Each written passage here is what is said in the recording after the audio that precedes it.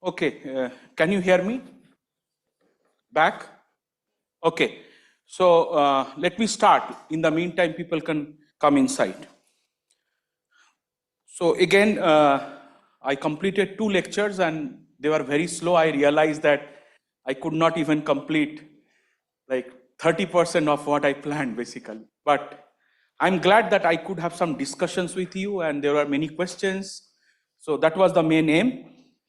Today I have like till 1 o'clock, I can talk.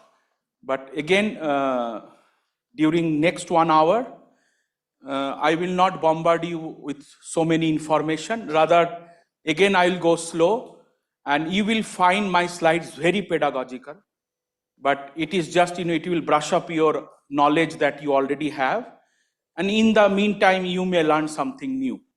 So just bear with me and let's see, how much information I can give you, because there are so many things. Okay. So again, I want to have your attention. So if you can pay attention to me or these slides rather than your iPad, laptop or mobile, WhatsApp, then that will be really good. Okay. Because, that gives me confidence. Okay.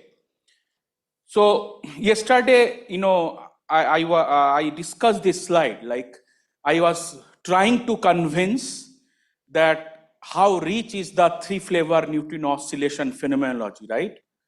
And we discussed what are the open problems and what are the broad ways to resolve those problems.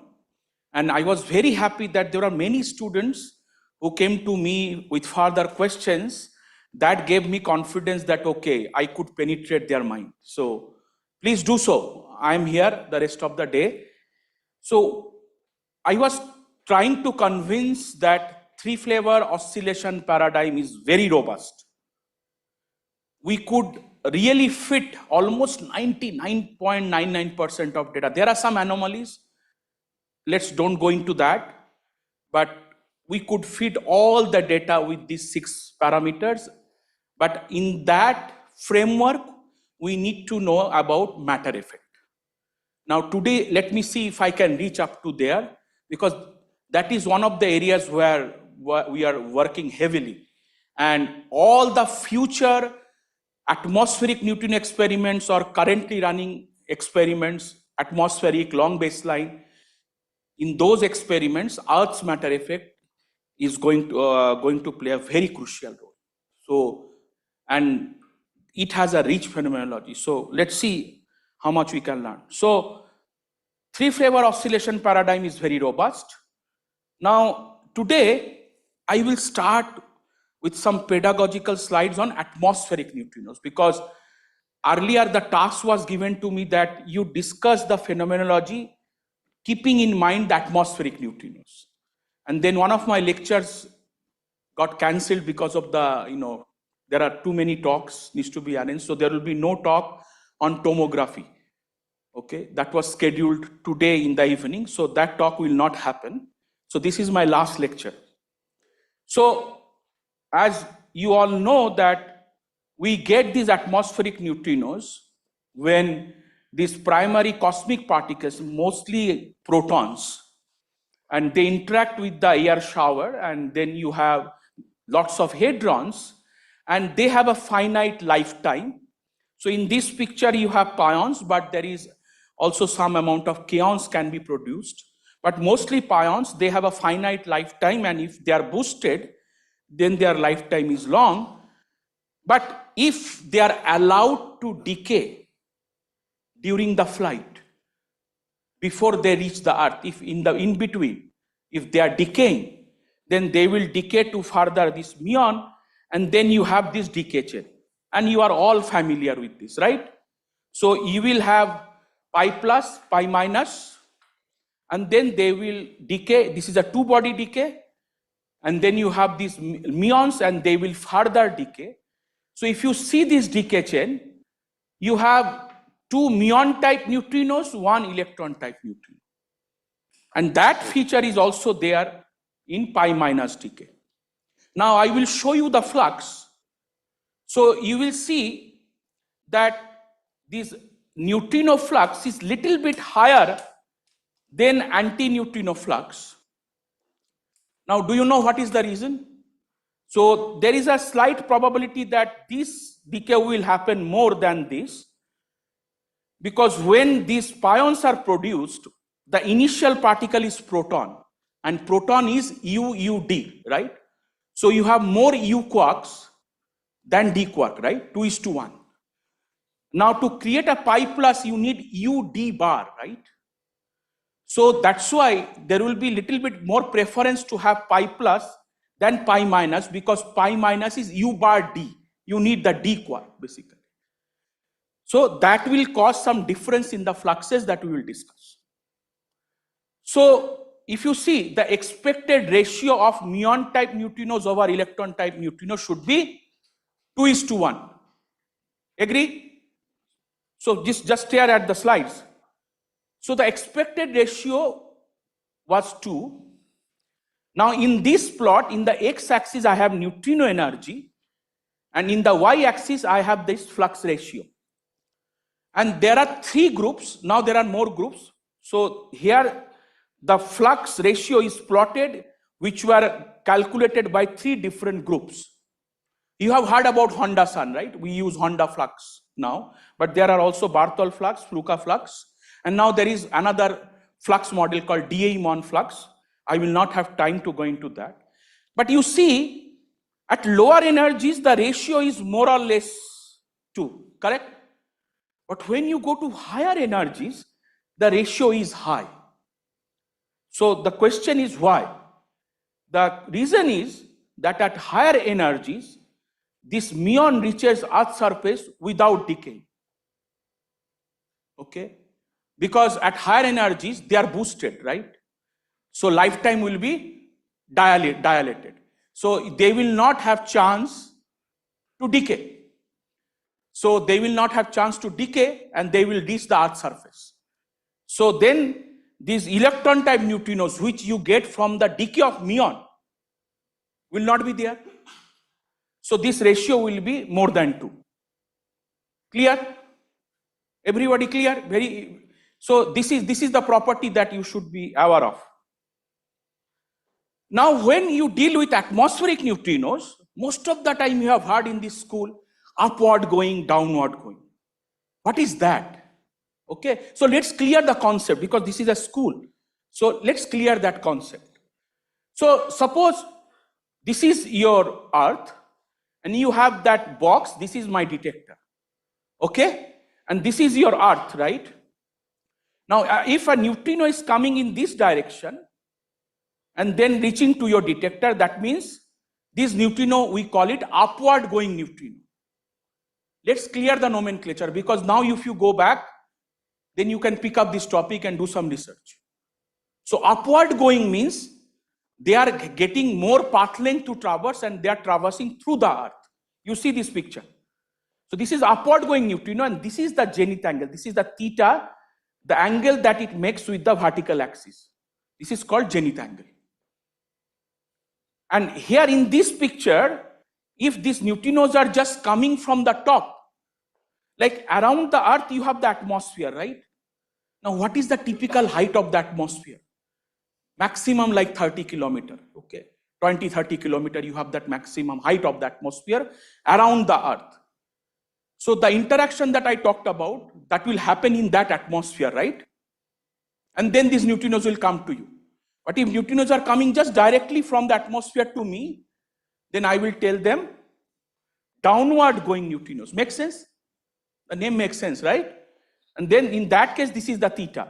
So for upward going neutrinos, the theta is the zenith angle. Cos of zenith is -1 to 0. If you will see many plots where you have zenith angle, and if they are in the -1 to 0 range, you will immediately understand, okay, they are passing through the Earth. And if this is the range 0 to 1, then that is they are coming directly from the atmosphere to you. That means they are not getting enough path length to oscillate, right? So can you tell me now, which kind of neutrinos have more probability to oscillate between these two? Very good. Be loud. Very nice. Good. So now you can convert this zenith angle into baseline with this simple formula. And if you just put the depth of the detector, height of the atmosphere 0, you can get this relation. So this is very trivial. Now, if you study these upward going neutrinos well, you just told me that they will have more tendency to oscillate. Can you add one more feature? Excellent. They will see the matter. They will see the inner structure of the earth. The talk that got cancelled, the idea of that talk was to convey to you that using these upward going neutrinos, you can scan your earth. These neutrinos will face the ambient matter particles inside the earth, right? Now you know there is a high density core at the center, and then you have mantle, then you have crust. And the density gradually decreases when you go to the circumference, right? Now, you also know that this matter effect depends on the density of the electron, right? Wolfenstein matter term.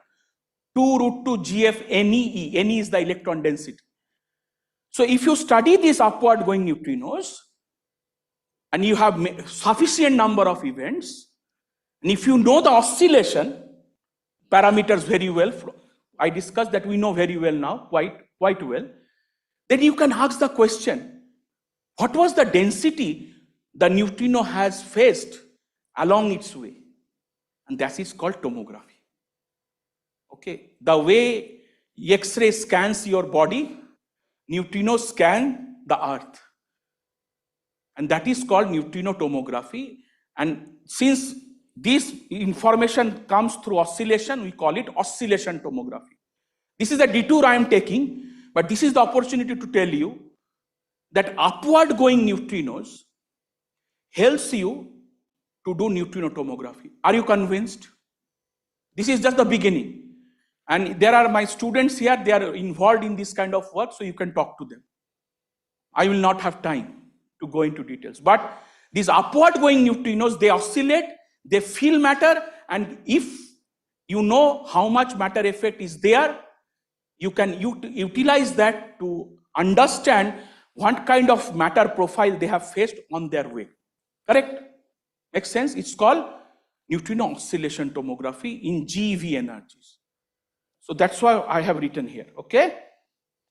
So now for atmospheric flux, they are originated from cosmic rays, and we know these cosmic rays are isotropic, right?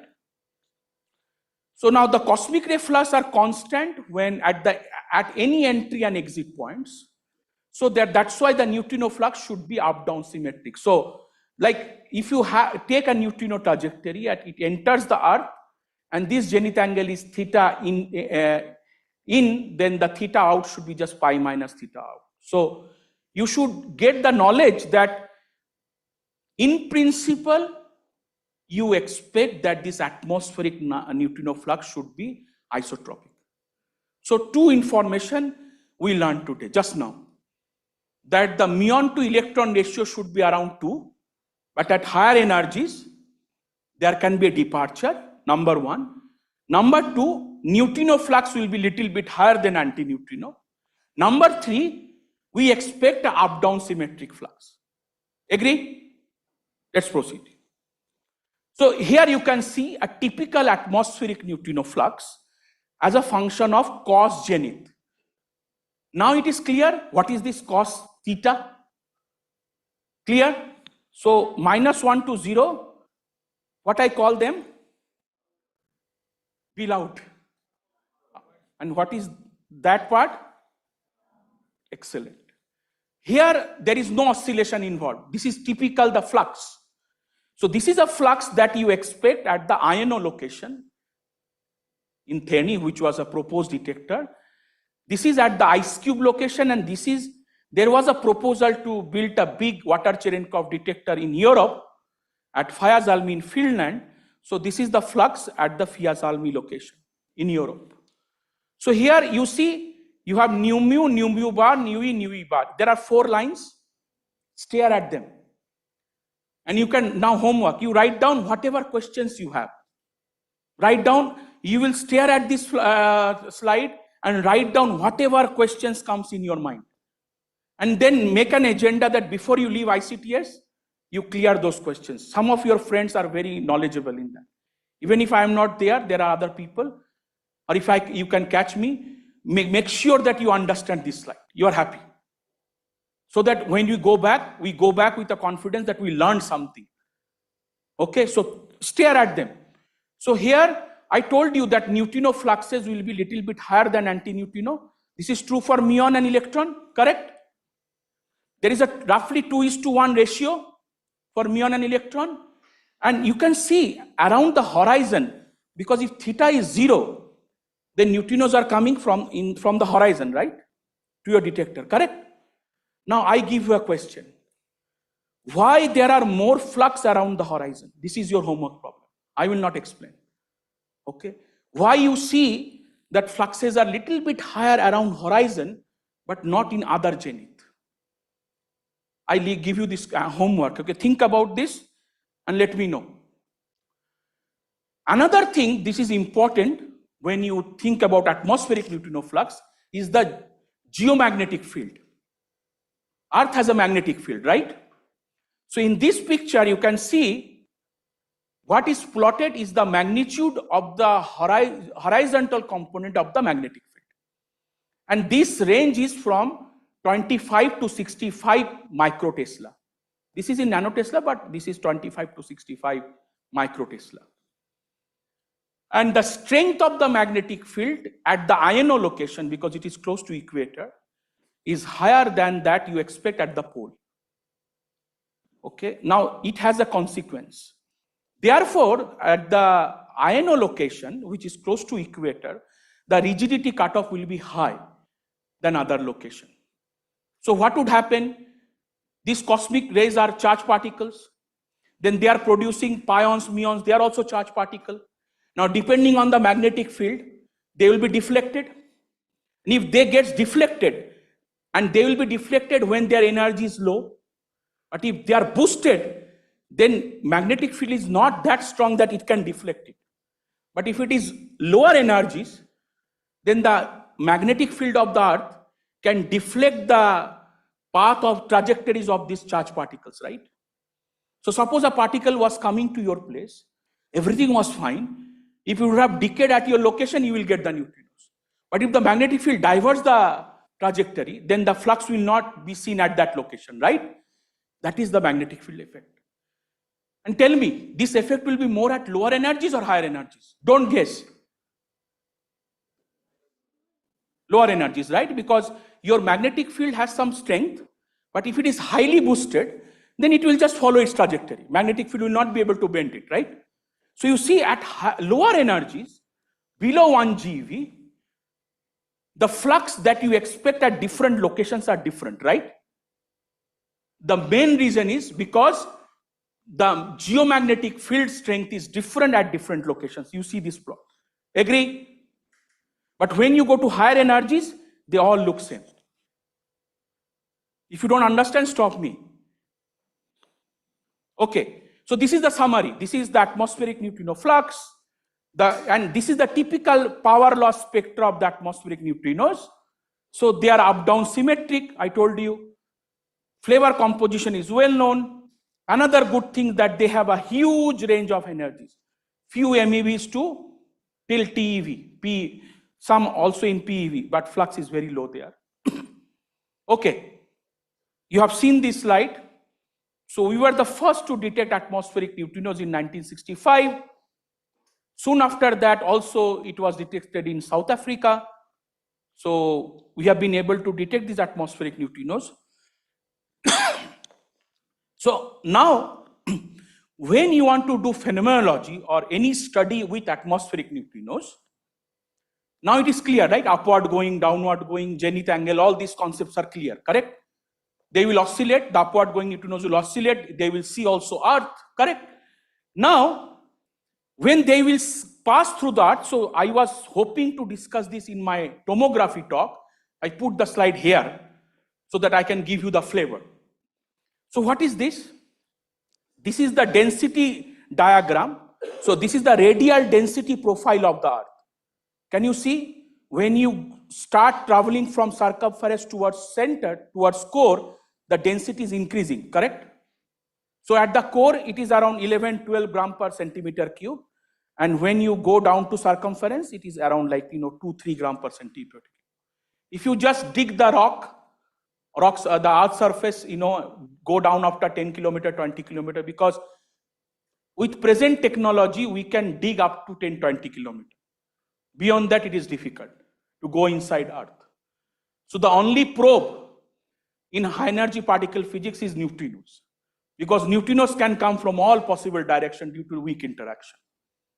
And they will oscillate, and in oscillation, matter effect will play a key role. And then if you see many events, you go backwards and you can infer about the matter profile, right? This is the tomography concept. Makes sense? Correct?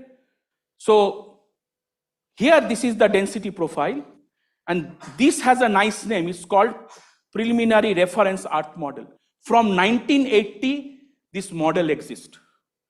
But lately, there are many studies where there are more information, and there are new features added to this frame model. So this is one area of research you can take. That you can think of, how can I refine this density distribution inside the Earth with new data? Where from the data is coming?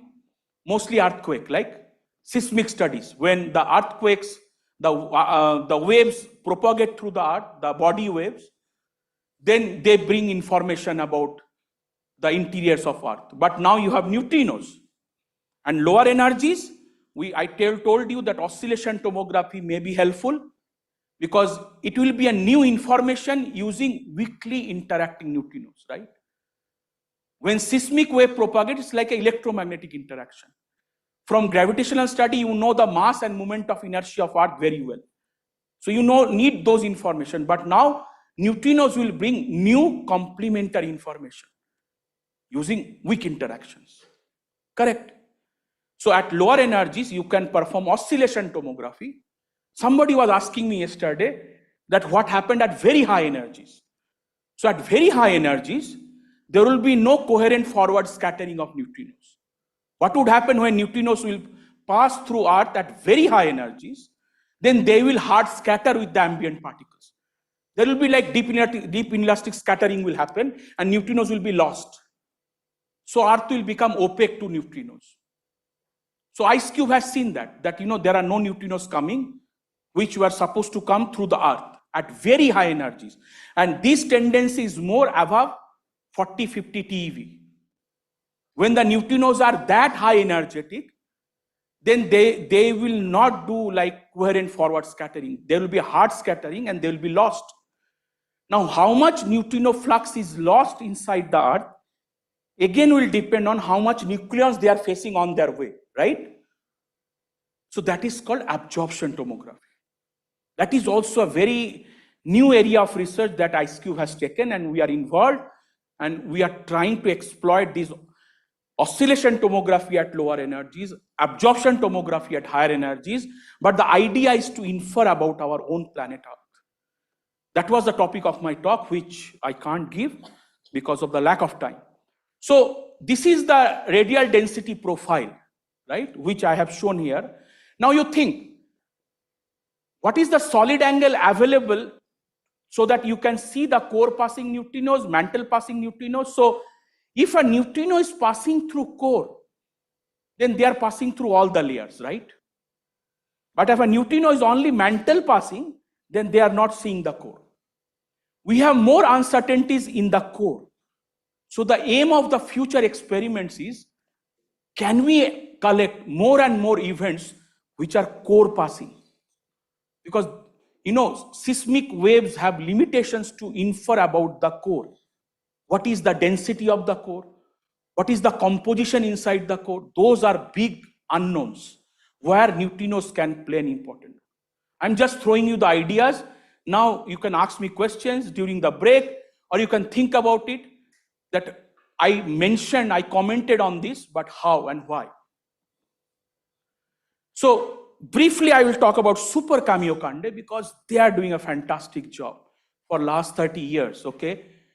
And they are they are showing us how to perform a good atmospheric neutrino experiment. So they are the standard candles for us. Ice Cube started much later, and their energies are also different than Super K. But Super K has taught us many things. So here you can see what is Super K. You have learned about that. It's a 50 kiloton pure water, right? But we don't use 50 kiloton when we analyze our data. So far, we were only using the water which was inside this vessel, and the fiducial volume was around 22.5 kiloton. So the rest of the water which was outside, we use that water as a veto. If any activity is happening in that part, we don't consider them. So if something apart from neutrinos, like cosmic muons are also coming and neutrinos are also coming. Think about this. Now, if they will interact in the veto area, then you know and you reject them. And then you only consider those vortices which happens inside the inner vessel. That is called the fiducial volume. So remember, you will hear this, word fiducial volume means effective volume. You only consider events in your analysis where they have the vortex inside the fiducial volume. Make sense?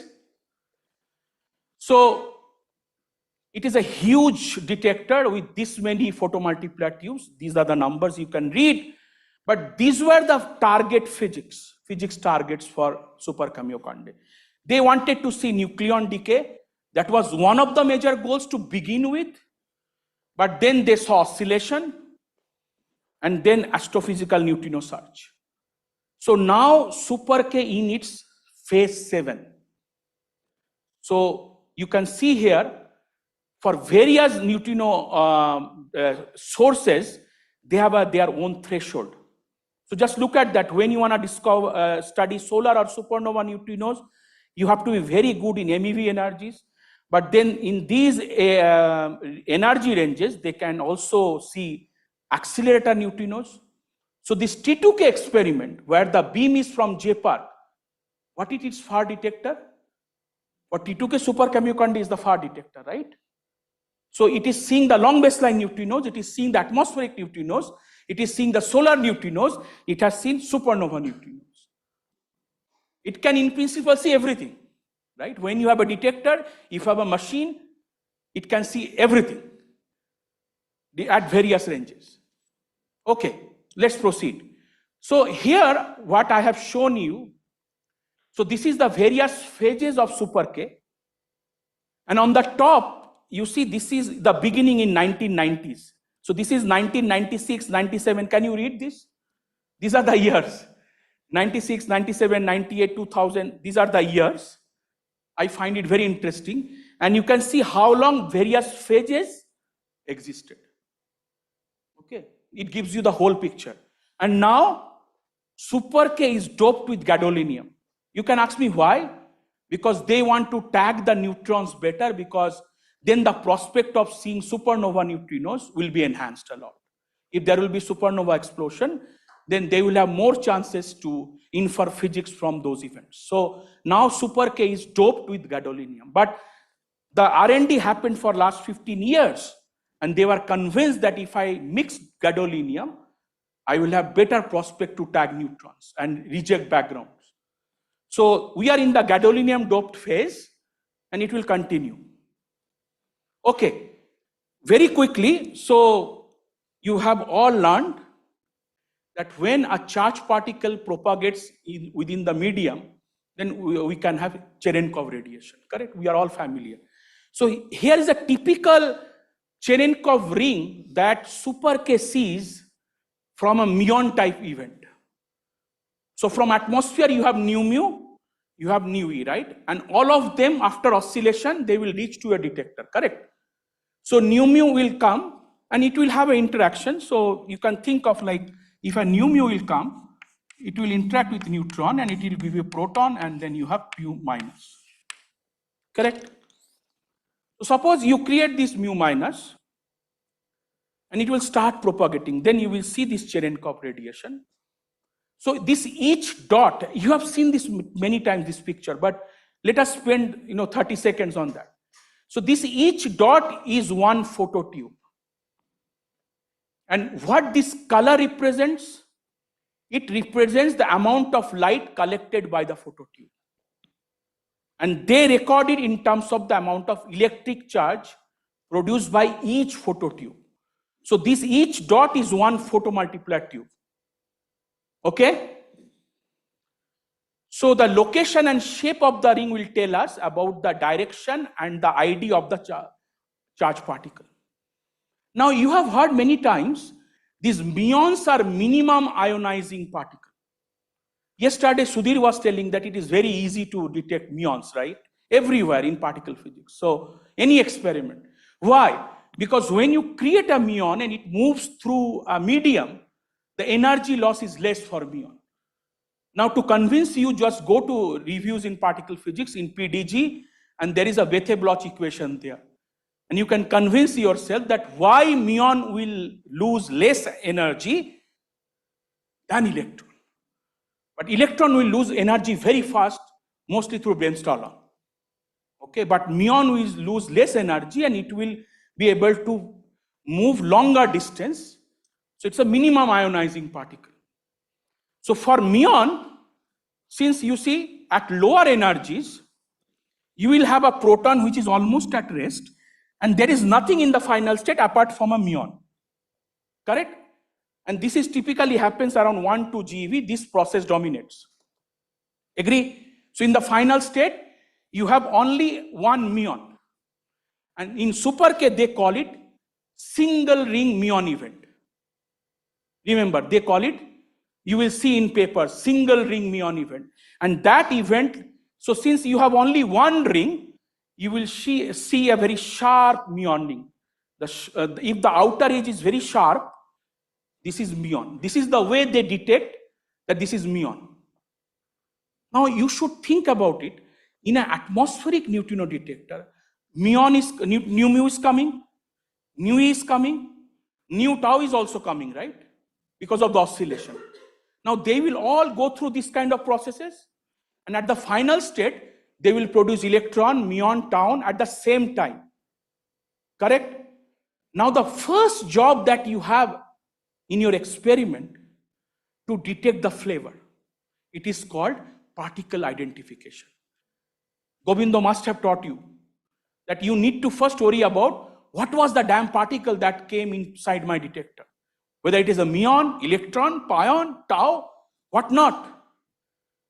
Once you know that, okay, with sufficient precision that this is my particle type, then you need to worry about its four momenta.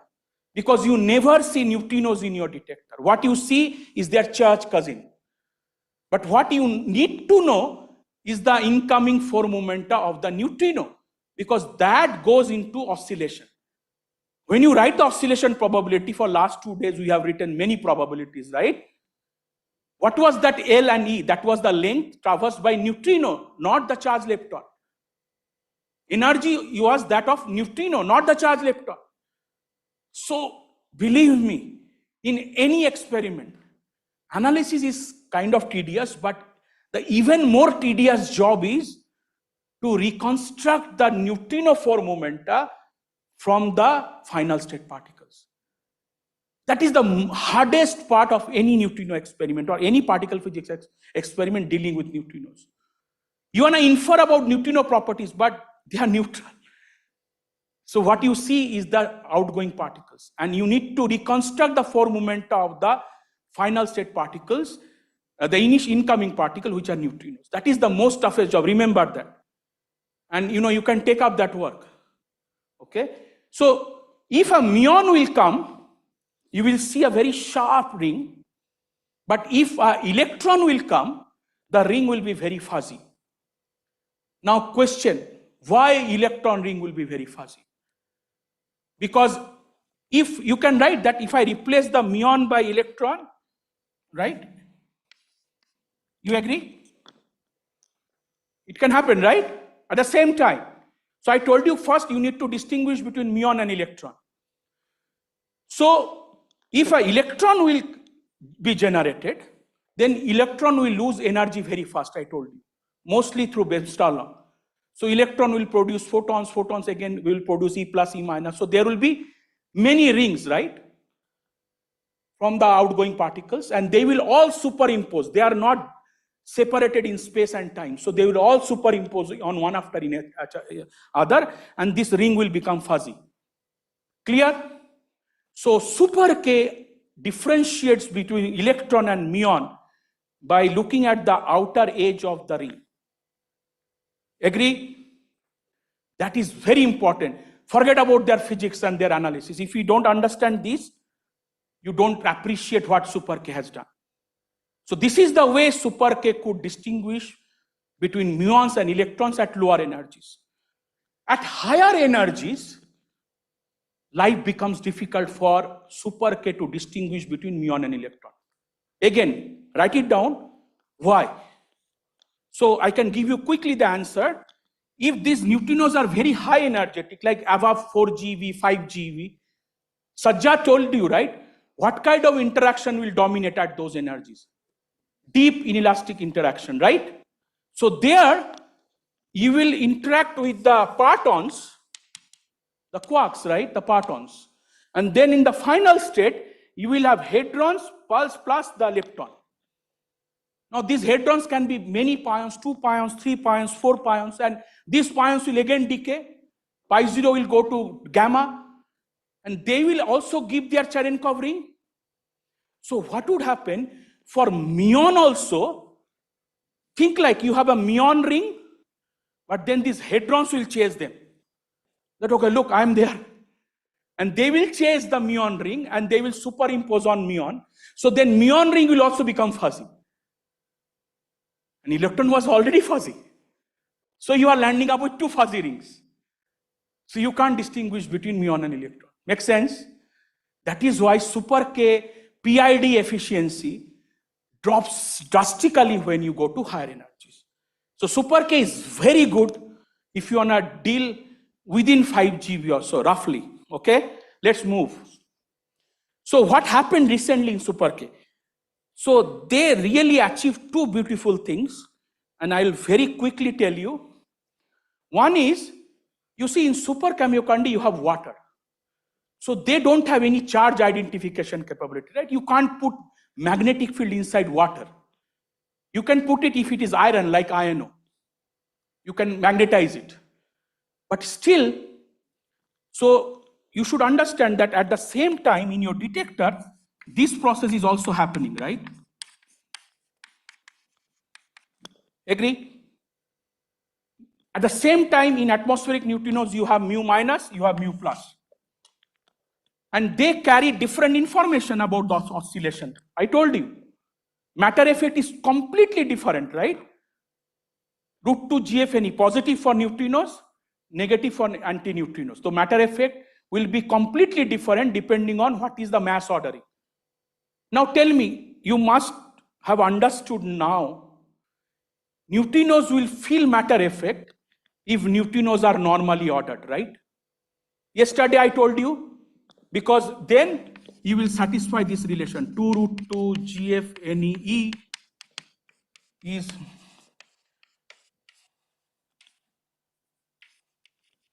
so look at this relation, please. So this is the Wolfenstein matter term. This is the atmospheric frequency, and this is cos 2 theta 1 3. Theta 1 3 is very small, so this is roughly 1, roughly. So now for neutrinos, this is positive, left hand side is positive. If neutrinos are normally ordered, this is positive. So this equation can only be satisfied if you have neutrinos and normal ordering. You agree with me? And what is this condition? This is called the resonance condition. What is resonance? When these neutrinos propagate inside Earth, when you work at atmospheric frequency, this theta 1 3, which is the smallest mixing angle, which has like 8.6 degree, it can be amplified. It can go up to 45 degree and cross. And now in your oscillation probability, you have a term like sine square of 2 theta 1 3, right? You have seen yesterday, mu mu mu, there are other terms, but you had sine square 2 theta 1 3. If theta 1 3 becomes large within the matter, then this term will be enhanced, correct? So the probability that a muon will oscillate to electron will be enhanced in matter for neutrino and if ordering is normal. Is that clear to all of you? This will be again satisfied if you have anti-neutrino and inverted ordering. Makes sense? You will have a minus sign there. Inverted ordering, again you will have a minus sign here. If it is not clear, stop me. Okay? So I draw a very important conclusion. In atmospheric neutrinos or in any experiment, matter effects will be felt by neutrinos if ordering is normal. And matter effects will be felt by antineutrinos if ordering is inverted. Please keep this in mind and keep thinking about that. Okay? Agree?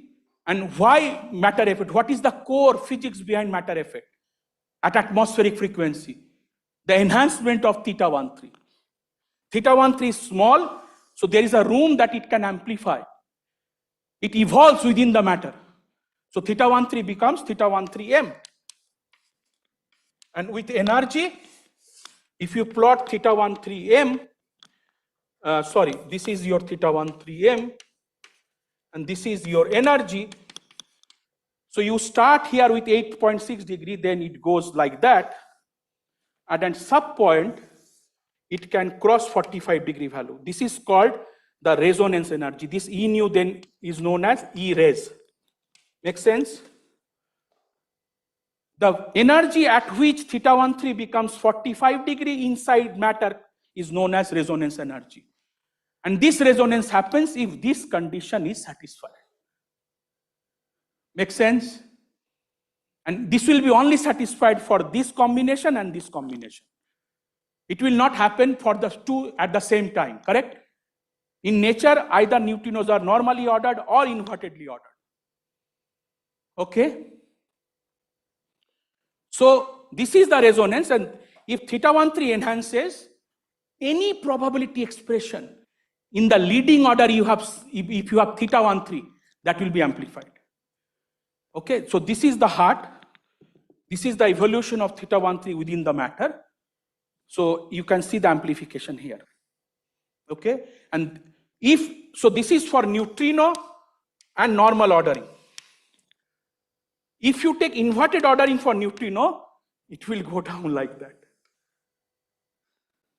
It will go down. So if neutrinos are normally ordered or invertedly ordered, depending on that, you will see the enhancement or depletion in the neutrino probability.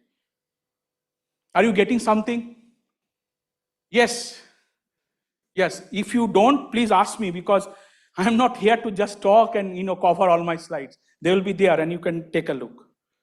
So if now you have a detector, they can't distinguish between neutrino and antineutrino. Then you have to add them, right? Correct? In the experiment, neutrino and antineutrino from atmosphere are coming at the same time. It is not like beam, that once you are learning the beam, right? Neutrino beams, that you can tune the neutrino beam once, then you can tune the antineutrino beam once. Life is easy. For atmospheric, there is a conspiracy. They come together. So if they are coming together, then in your experiment, these two processes happening at the same time. You have mu minus, you have mu plus. I don't have charge ID because I have water. So what you have to do at the final state, you have to add this, right? You say this many muon events I have seen. What do you mean by this many? The sum of mu minus and mu plus. Now you see, matter effect is opposite in neutrino and antineutrino.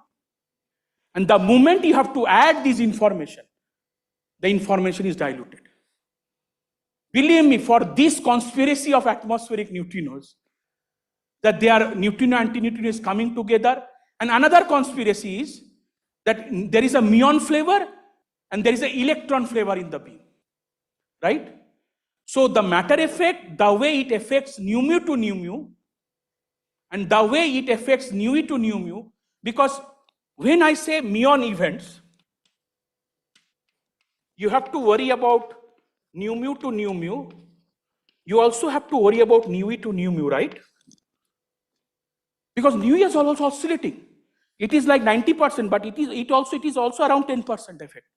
It is like 90% effect, but this is also 10% effect. So nu e will also give you nu mu. So you have to first add these two, and this will be mu minus.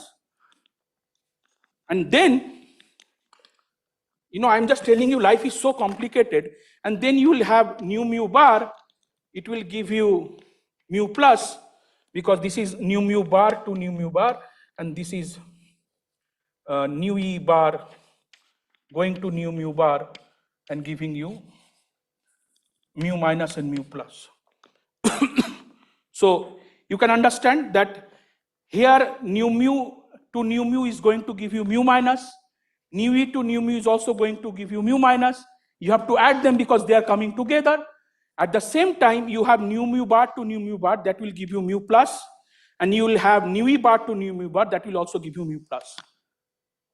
And now you have to add this mu plus and this mu minus, right? So two things, muon and electron flavor are coming together, and then also you don't have charge ID, two-level problem. So you have to all add everything when you say these many muon events I have seen.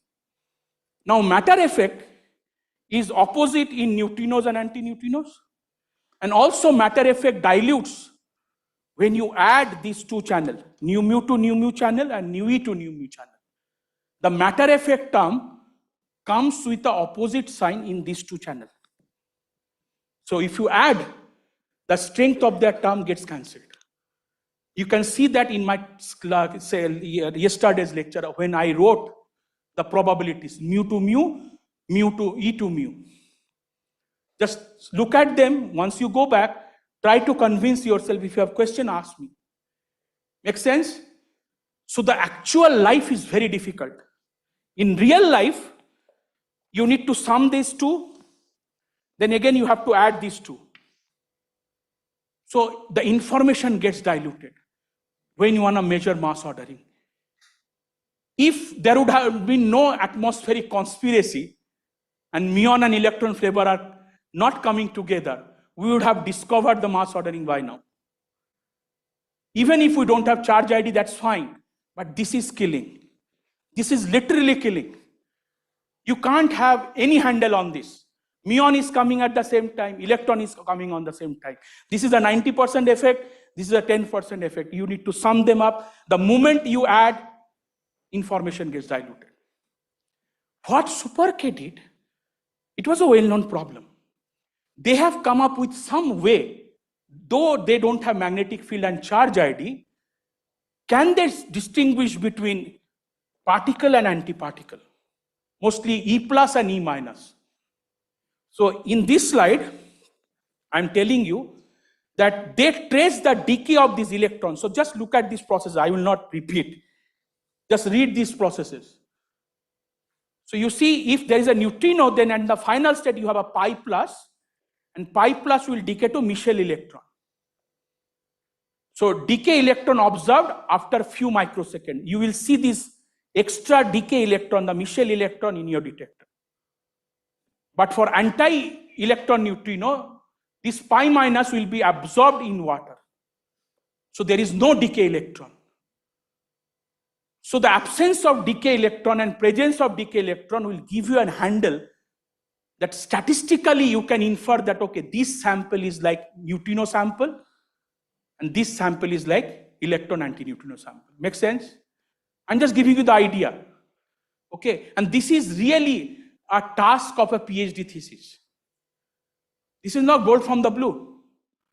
Believe me, this was done by one PhD student.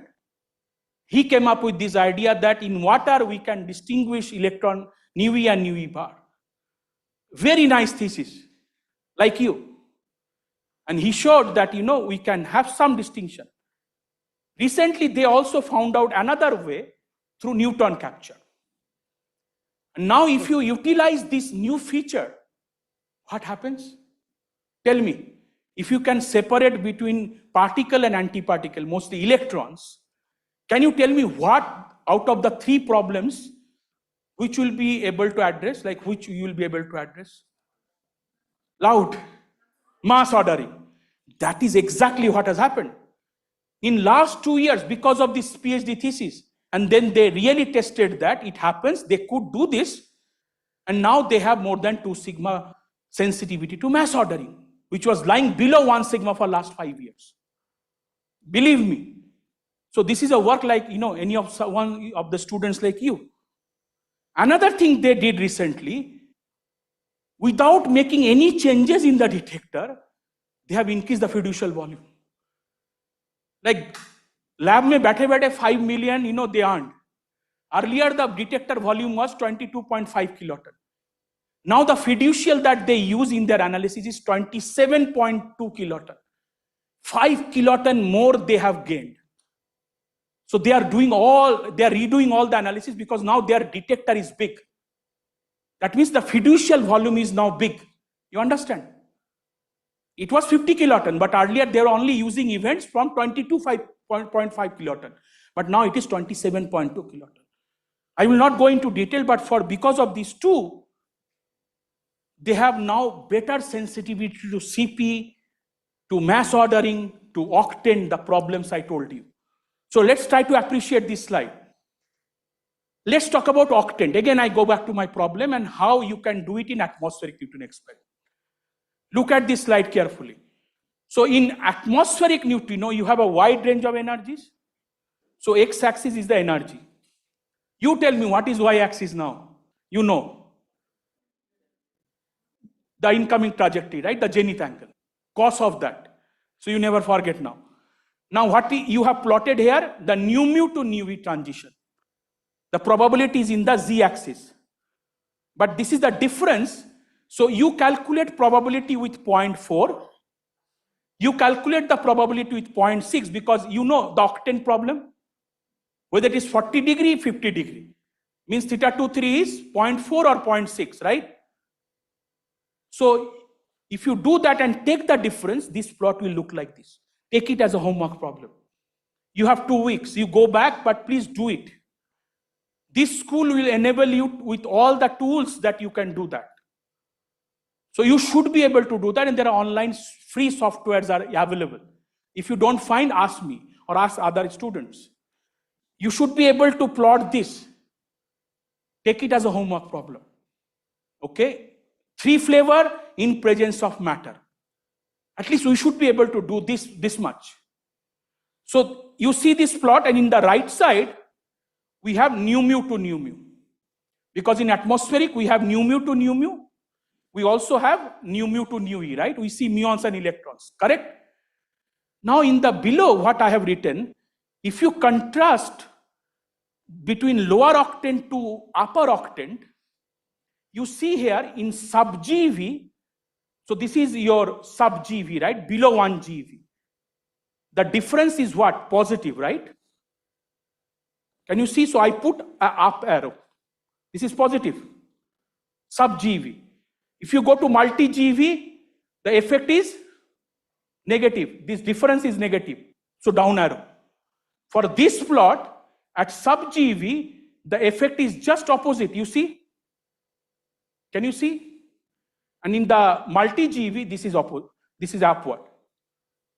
So now you understand the meaning of the arrows. You see the color. And the swapping of the color when you go from nu mu to nu e to nu mu to nu mu. You understand? So this is the way you can, if you can see these differences by some extent in your detector, you should be able to resolve whether theta 23 is 40 degree or 50 degree, right? Make sense? Because any atmospheric Newton experiment should be able to see these channels. You will see electron through this, you will see muon through this. But there are dilution. What dilution? If you see electron through nu mu, there is also nu e to nu e. Survivable of nu e also. So that will dilute the things little bit. And here you will have nu e to nu mu. That will also dilute the things. But the physics at core is this plot. This is CP, second problem. So same plot. Now you have again nu mu to nu mu E and nu mu to nu mu. What is plotted? The difference between maximal CP violation minus 90 degree minus 0 degree. You want to see that, right? You want to differentiate between whether delta CP is 0 or it is 90 degree or minus 90 degree, right? That is the maximal CP violation case, correct? If you have a data and you can show that my data prefers minus 90 degree solution, that means you are ruling out the 0 degree solution. That means you have seen CP violation, right? So that difference is plotted again here. And I have played the same game. You can see the features there. Here, can you see here in the octane it was up, down, up, down. Look at it. But for CP, both are up, both are down. Just look at it. Let's go to ordering. So for ordering again, nu mu to nu E, and then I took the anti-particle because I told you that the matter effect is opposite in neutrino and anti-neutrino.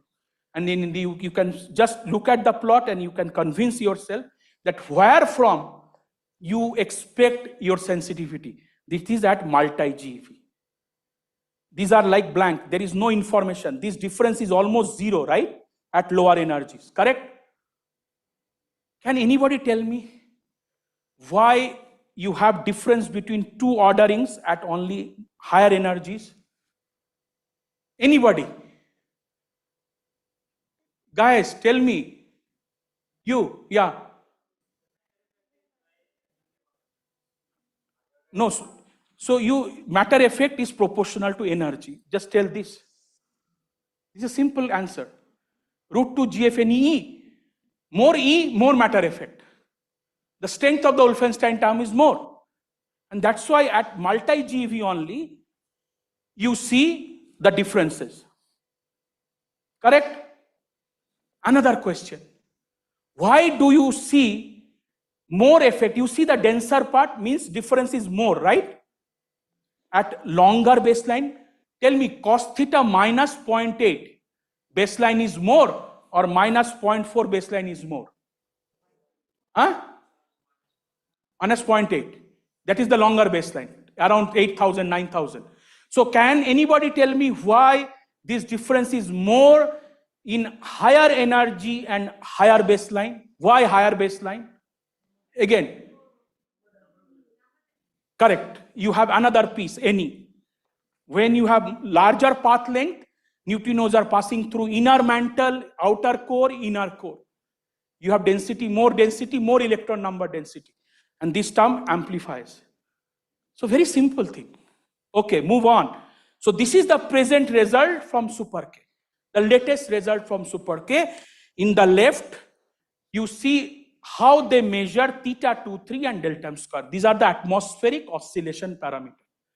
And you can see the comparison from other experiment. Ice cube is also there. But the result from ice cube is bit old, like 2 years old. But the black contour is the latest from Super K. So you see the complementarity. These are the long baseline experiment, right? And these are the atmospheric neutrino experiment, Super K and ice cube. Now I have a question. I spent a lot of time talking about complementarity yesterday. Do you see any complementarity? I ask you, tell me what is complementarity? When I say complementarity, what do you mean by complementarity? Do you have any idea? Like I told you yesterday, like they bring complementary information. What is all about? Anybody? Anybody? So they bring different information, orthogonal information. Suppose if you have one, come on guys, like, try to appreciate this. We spent a lot of time yesterday. That means I failed to convince you guys. So suppose you have parameter X and parameter Y. You are measuring these two parameters. You have experiment 1, experiment 2. If from one experiment you get a contour like this is 1. And from another experiment, if you get a contour like this, are you happy or are you sad? Happy? Tell me at least. You are happy? So then the allowed region by both the experiment will be what? PRL or nature. Believe me. So this is what we are looking for every day. The complementarity. I believe now you will not forget. Don't make me nervous. Okay? Oh, 5 minutes. Okay. There is a lunch and me. Okay. Okay. Fine. Okay. So do you see some complementarity here? There is some complementarity, right? So you can see from atmospheric experiment, like ice cube or super K, you have some measurement, but this atmospheric experiment, what they will give a better measurement in theta 23. Can you see the black contour is smaller in x-axis than this contour by ice cube or T2K nova, little bit or more or less. You see the nova contour? It is smaller than, this black contour is smaller than that, right? So mixing angle is better measured by atmospheric Newton experiment, but the long baseline experiment, they have a better measurement for the splitting. Can anybody tell me why? Because you see oscillation in atmosphere through this term, right? Delta M square L by E, right? That is the oscillatory term, correct? In long baseline experiment, L is fixed, 1300 kilometer. So you don't need to reconstruct. But in atmospheric, you don't know the L. You have to reconstruct the L. You have to reconstruct the energy. But in atmospheric Newton, long baseline, you know the L very precisely. E is also quite well known. Life is not that complicated like atmospheric. So if you know this part, L by E, you know the delta M square very well, correct? So that's why, remember, in long baseline experiment, you have better chance to measure accurately the frequency.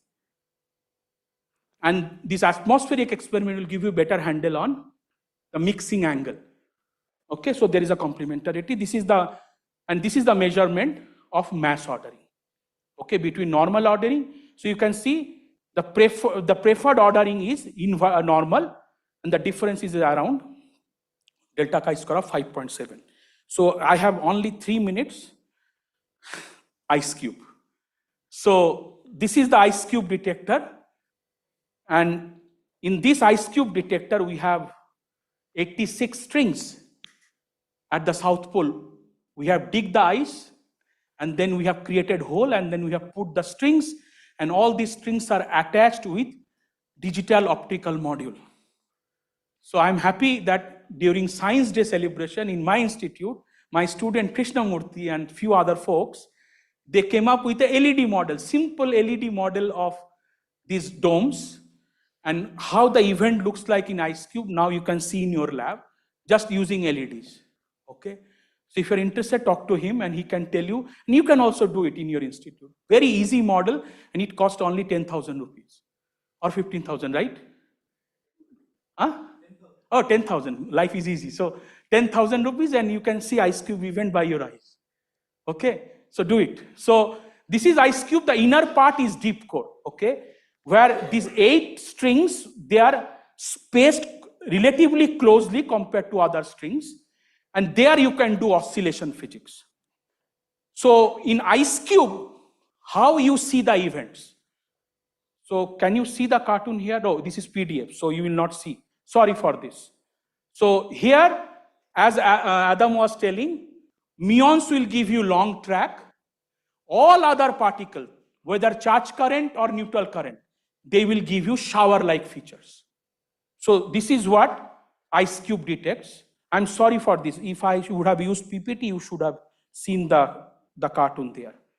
So using this information, now this is the latest publicly available result by ice cube deep core, the black contour. So this is the latest result by ice cube. And I'm very happy to tell you that now we have the world's best measurement in delta m square. You can see over there. Again, why? Because of statistics. In deep core, which is the inner part of ice cube, in last 10 years, we have seen more than 200K events. So just deal with this number, okay? It's 200K atmospheric event in lower energies, 200K atmospheric neutrino events. And because the statistics is very large, and do you know, you must have realized that there is theta, the mixing angle, and delta m square is the frequency, right? Tell me, out of these two, which one governs the height of the oscillation? Theta. And height means number of event. So since you have huge number of event, so the uncertainty in theta is also very less. But they have managed to also measure delta m square, okay? And this is mostly because, they also have some PID. They can distinguish between muon and electron, and the statistics is also very high. So now they are giving almost world's best measurement in delta m square from deep core. Here also you can see another picture in one dimension. So this is the allowed region by deep core, and these are the other experiments. And this is for theta 2,3. Makes sense? So in last 1 minute, so this is the future of ice cube called upgrade. So within a few years, by the Antarctic summer of 25-26, the plan is we will deploy 7 new strings within deep core. So you can see here, these green dots are deep core strings. And within the green dots, you now see some red dots, right? How many red dots are there? 7. So these dots are like these new strings within the deep core. Means you have more digital optical modules, you have more sensors now in closely spaced region. And what they will do to you, you will see this is a typical 30 GeV neutrino event in deep core, and this is a 30 GeV neutrino event in upgrade. Because of the 7 new strings, you see how much more information you can gather about the same 30 GeV event, right? You have more sensors, so you will have better resolution. Mostly you will have a better PID. When you have more sensors, you will have better distinction between flavors first. And then you have a better distinction that, okay, I know this is muon, this is electron with better efficiency. Then you will have better resolution for their four momentum, energy and direction. And if you sum all these up, your physics sensitivity will be enhanced. So this is my last slide. So this inner contour is the contour if there is no upgrade, and you just continue like the ice cube is now. And now, after 2 years, if you put this 7 new string, and you have the older string, right? If you sum the data, then you will get this black contour, the solid contour. So you see, you are now discarding more parameter space, right? Things are becoming more accurate. So you will have 30% better measurement in these 2 parameters, and this is the mass ordering sensitivity.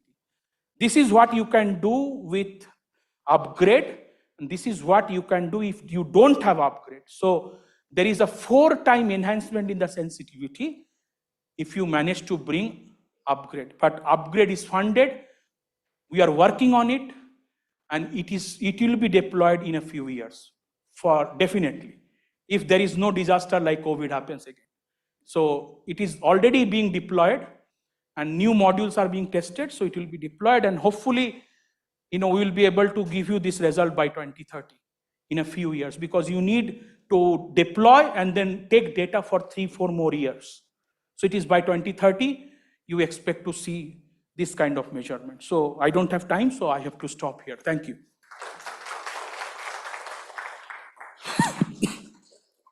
Okay, questions now? One.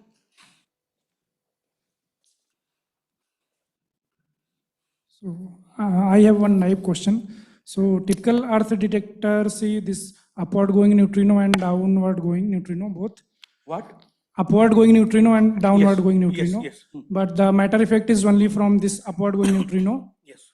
So is it possible to build a detector which can be shielded from this downward going neutrino, and then we have to just, we can just see the matter effect from this upward going? Very good question. So definitely, you know, every neutrino detector is underground. So you have some shielding in like, you know, you think about iono, the proposed, or the hypercameo, it is in the Mozumi mine, right? So you always have some shielding because you want to protect your detector from the cosmic muon background and other background. Now neutrinos, whether it is coming from the top, they will penetrate and they will come to you. But then you have some veto region, I told you. So if interaction happens in the veto region, you know that they are coming from the top and you can discard that. But in all these experiments, you bin the data in cost zenith. Like I showed you some plot, right? So you have these various zenith bins, right? Now you bin the data, like when you do the analysis, you count how many events in this bin, this bin, this bin, this bin. So you anyway, you don't sum them up. You don't do analysis at the total event level. You divide the total event, you bin the total event in zenith and in energy. So this information is coming separately. So you are not mixing, you know, at the 0th level, this information from this information. In fact, they are helping you. You know how?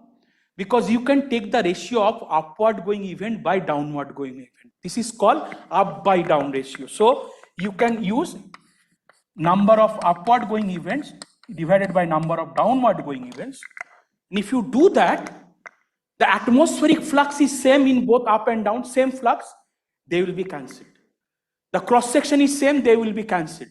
So lot of this problem, because you don't know the flux, there are uncertainties. You don't know the cross section, there are uncertainties. They will be cancelled out. And what would remain? You can see in upward going, you have a probability which is 1, and here you will have a probability px which will be not 1 basically. It will be something deviated from 1, that because there is oscillation for, sorry, this will be 1, this is upward going, not equal to 1, and this will be like 1 or 0, whatever. For atmospheric, this is 1. So if you take the ratio, this ratio is nothing but the ratio of the probabilities, right? Flux is cancelled out, cross section is cancelled out. So many systematic error has gone. So this is called the upward over downward going ratio, and they even help you to have a better measurement, right? Because flux is same everywhere, right? So if you can measure the flux from the neutrinos which are coming from the top, you can use that information when you analyze the downward going event. Make sense now? Yeah, there was another question. No, not now. Not They now? yeah, it's already 1 o'clock. So you catch me during the lunch. Yes. Okay. So we have to come back at 2. Oh, today is 2? 2:15. Oh, 2:15. Okay. So you catch me during the lunch. Yes. I will happy. Right now you can catch him here. Yeah, now you can catch him unofficially. Yeah, unofficially. Yeah. So let us thank him again. Okay, guys. I wish you all the best for whatever you are doing, but keep smiling and doing good physics. Okay, it's possible here. Okay. Thank you all.